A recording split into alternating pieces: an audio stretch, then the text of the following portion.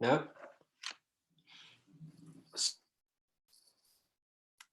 I'll save all the other questions for next week or the following week.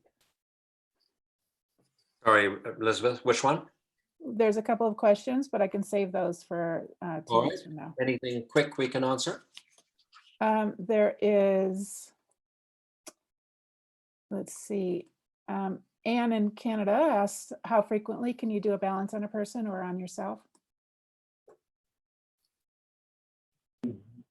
According to when it's indicated, and a person in crisis, you may want to do it every day, every 2 days. But sometimes the balance goes very deep and needs a few days or a week to integrate. So there's no generalities here. So someone in crisis that needs a little bit every day to go deeper, that can be much more frequent. Okay? Thank you. Like at this time, we can balance ourselves every day, clearing fear, clearing all the negative thoughts from our mental body. This is the time to clear our mental body, which is literally embedded in our bones and tissues. Emotions are easy to clear. We can do that with emotional release. But the big one is the mental patterns that are in our subconscious. Those are the ones that recur and play out at night and play out in our mind. That's the deep work that we have to do, is in the mental body. We think it's more emotions, but we deal with the emotions in order to clear the mental patterns we have in every tissue of our body. We see that emotions you can clear, and it's much more easy. In other words, we have to go through feeling to get to the mental patterns. And so that's endless work, endless work. You can absolutely, and I would say call on the guides, the team, because to clear the mental patterns, it's almost impossible to do it on your own. The mind can't solve issues that were created by the mind. So we call on the team, we call on the masters, we call on the higher energies to help stream these frequencies, these higher frequencies into the body, so that we can maintain a higher frequency that's not sabotaged by the inner saboteur, by the ego that's trying to drag us down and create a consciousness of separation. We cannot come to the understanding of oneness until we clear the mental body that is in every cell and every tissue. So, because in your meditations, wake up in the morning and really ask for the team, your guides, your higher self, whatever, to stream these frequencies through you so that we can at this time, and that's part of creating the new you, the new world. And it is a time to really release that baggage from lifetimes. So call on the higher frequencies to stream, to shower upon you. You feel your body, the mental body, with these high frequencies of love. Okay? So, Thank you. Great. So,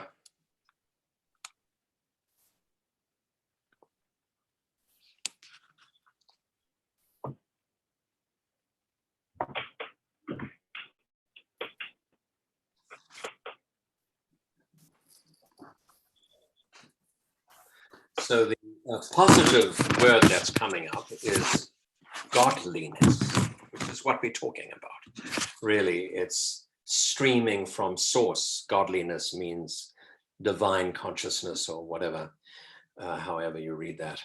But it's streaming those energies from source through our system to cleanse. This is a time of cleansing. That's why I'm speaking of physical cleansing, which facilitates emotional, mental, and spiritual cleansing. But it is the mental body that needs. Okay. So the blockage is the word intimidation. So you've got divine consciousness, godliness on the one hand, and intimidation. And I think for many people, connecting with the divine, if they don't feel ready, if they feel unworthy, is intimidating. Just the concept. So it could have a variety of meanings of those two words. Any thoughts about it? What it means for you? It's certainly intimidating to the ego, completely intimidating to the ego mind. And that's what we're talking about. The mind works in three-dimensional consciousness and cannot conceive of divine consciousness. Absolutely, it's completely intimidating. Nor, of course, can the ego. So the ego mind is intimidated by that. Besides our sense of unworthiness, what it means for us, our background, religious background, spiritual background, all of the rest of it. Any thoughts, anybody? Yeah, I will. Hanya, I don't know if you can see me. Yes. But yeah, this is something that I really want to be able to do with my clients. And there is, like I'm working with, on lack of worthiness. And I feel that it's really something that I need to, I guess really get comfortable with in myself as being that, facilitator and having that connection, so that, my ego is not holding me back from the potential of what I can actually support other people with. So I feel like it's that two-step. First, really getting into alignment and comfortableness with that in myself, so that I can then, pay that forwards. Wonderful, Hanya. Thank you for that. Anyone else have a comment around that? Is it making sense to you? Sorry, it's Kasia. If I can say something, Ursula and I were preparing the crown chakra webinar for 3 weeks' time, and it's exactly what we were talking about. Because in order to open the crown chakra, the ego needs to die. So the mind and the ego needs to die, but it's intimidated. It doesn't want to die. So it's connection with the divine consciousness is a kind of death that we need to go through in order to fully open. But obviously it's fully intimidating and not easy. Thank you. Absolutely. So I think we have an idea what this is all about. All right. And it's basically what we're talking about, really. And so part of it is the cleansing of the ego mind patterns that maintain our sense of separation or the illusion of separation. And so this is what we should be using the time now to take the opportunity to cleanse those patterns out, so that we can open crown chakra and receive. It seems like so many of our chats are around receiving and the comfort about receiving. And many people think we're receiving, but that's the mind thinks it is, but not in reality. So let's take a few moments. I'm sure we can clear out ego mind. Yeah. Jeff, so if I can just add something that just came to I was struggling with godliness and intimidation. And what came through was, I think that what's happening in the world at the moment for me, and I think for many people, is that the intimidation of not knowing where we're going and what's happening while we're in our homes, or what the outcome will be, is so crippling that there aren't any physical or emotional solutions right now to give us the sense of security that we're looking for, except godliness. But godliness also requires a lot of trust, handing over to receive this energy that is, I think, maybe the only energy that can save our day-to-day lives. Right. Absolutely, Herman. We are not going to solve this situation with the mind. Of course, there are some very big agendas that are going to force us into microchips and vaccinations and all sorts of things and who knows what. But we can only solve this with divine consciousness, with divine love. Really, that's the only way. We have to be able to, and this is the gift here, is to transcend this isolation, this separation, this fear, the panic, the chaos, the economical breakdown. So we can only transcend that at the higher frequency where we transcend duality. Jeff, can I So are we say ready for that? something? Anyone else has? Jean, did you want to say something? Can't hear you, love. I just want to say it's amazing what you're doing right now, because this afternoon I was really connecting with the true mind, the space, the true space. And I was just working through all the intimidated force from the childhood and from the culture that just got me off from the true space, the true mind. So I mean, I can't thank you more. Like coming back, like owning and back to the true space, the blessing. Wonderful. Amazing. Thank you, Jeff. Lovely to see you, Jean. We'll connect soon. All right, let's Yes. breathe, get comfortable, be still, become aware of the divine presence that is with each one of us.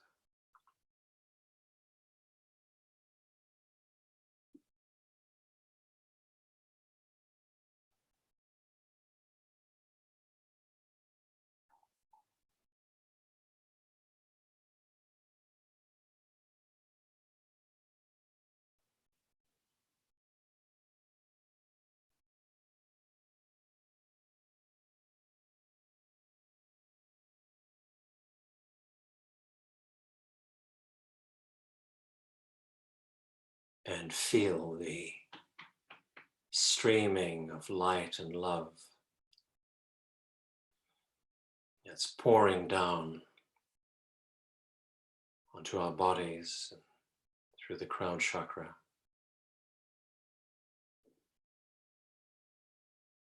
That helps to dissolve the illusion of separateness.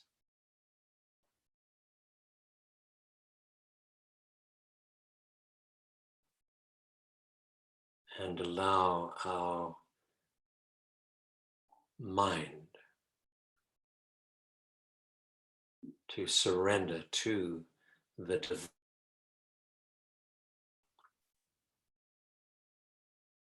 that knows the truth of who we are and our inherent oneness. And surrender, release whatever intimidation the ego might experience, because the ego has no say at this level.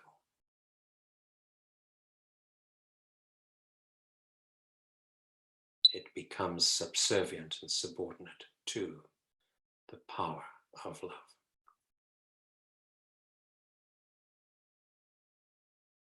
And allow the streaming of that energy to cleanse the mental body, which is in every tissue of our body, in the bones, in the structures.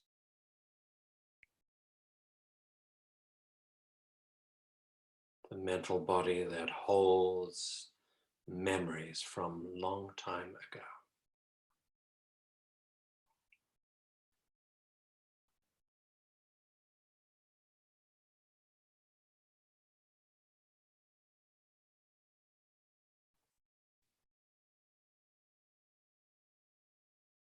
Lifetimes, which also get imprinted into our soul and into the many structures of our being. So we surrender to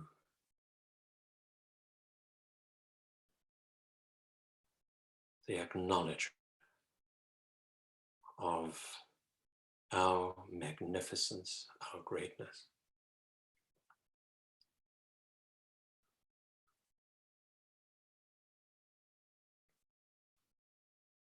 No longer conditioned and controlled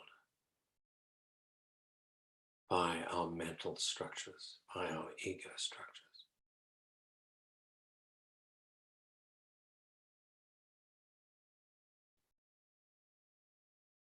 And as we receive with openness that higher frequency of light and love, we can merge as one.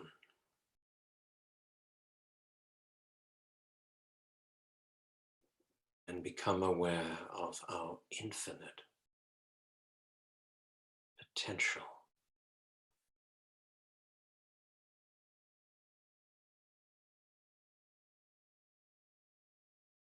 The greatness of our being, of our spirit.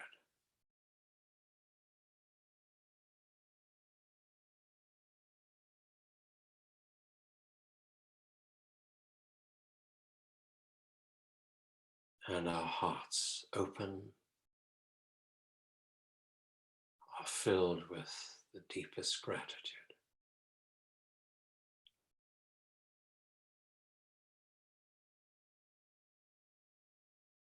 for our connection with the divine mind that moves freely and easily through our own little mind.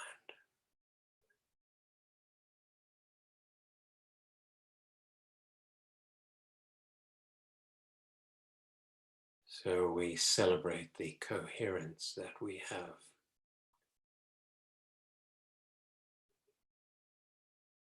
all parts of our being with divine consciousness. And celebrate the opportunity to do what we have come for at this time.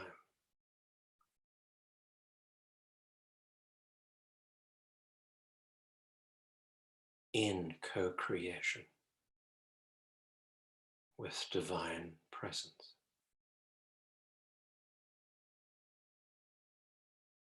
Manifesting as our teams, our guides, angels, universal consciousness.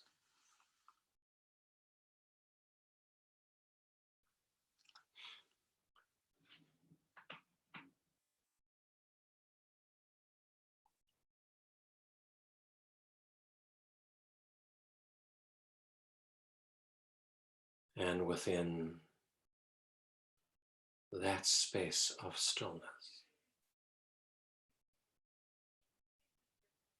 we are completely alive, vibrant, joyful.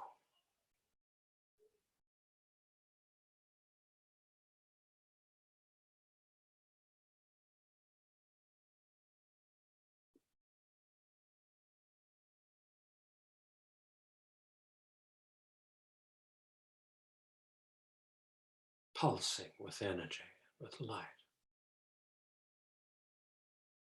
The heart resonating,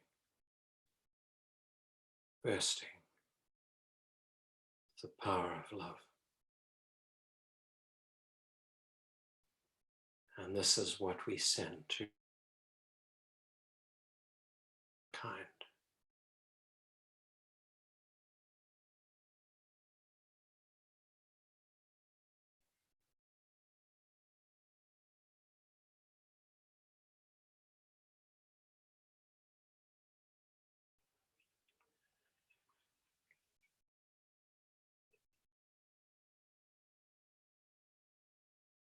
Let us celebrate each other,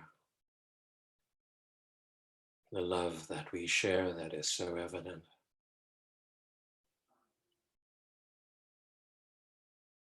This family that we've chosen to be part of, to support each other in this journey.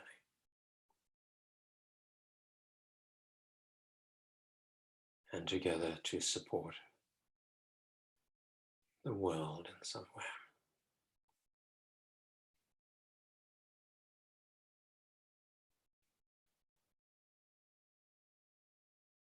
Now let's bring our consciousness back to our bodies.